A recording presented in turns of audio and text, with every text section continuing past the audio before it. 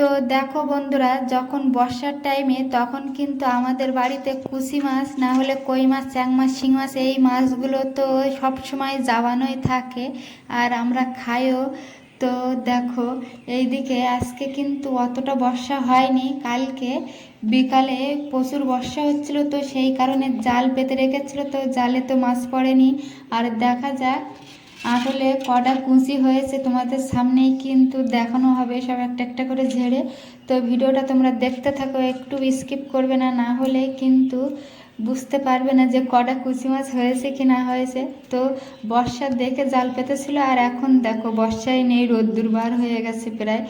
তো এইদিকে আমাদের বাড়িতে এইসব মাছগুলো প্রচুর হয় সব সময়, মানে বর্ষার সময়টাই মানে হতেই থাকে এইসব মাছগুলোর। আমি তো এইসব মাছগুলো খাই না, আমার ভীষণ অসুবিধা হয়েছে। তো যাই হোক, আমাদের পুকুর আছে, সেখান থেকে মানে পোনা মাছ, তেলাপিয়া মাছ এইসবগুলো ধরে ধরে এনে দেয়, আর যখন না আনে তখন ডিম এনে দেয়। তো এইভাবেই চলে যায় আমাদের, কখনো মানে জাওলা মাছ, কখনো যে তেলাপিয়া, পোনা মাছ এইসবগুলো সাদা মাছ। তো দেখো বন্ধুরা, আমি কিন্তু এসবগুলো তোমাদের সঙ্গে একটু শেয়ার করলাম।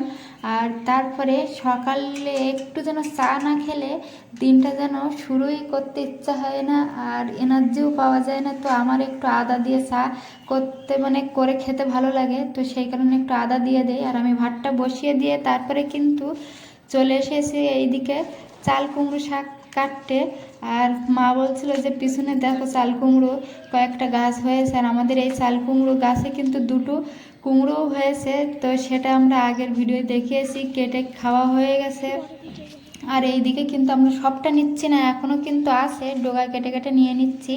আর এইখানে এত সুন্দর একটা পঞ্চমুখী মানে নীলকণ্ঠ হয়েছে বন্ধুরা, তোমাদের দেখাচ্ছি। আর এই ভিডিও যদি ভালো লেগে থাকে অবশ্যই সাবস্ক্রাইব করে তোমরা পাশে থাকবে। আর দেখা হবে পরবর্তী ভিডিও নিয়ে, সেই পর্যন্ত তোমরা সুস্থ থাকো, ভালো থাকো। আর দেখো পঞ্চমুখী জবাটা কত সুন্দর, আর আমার তো বেশ ভালো লাগে বন্ধুরা। টাটা।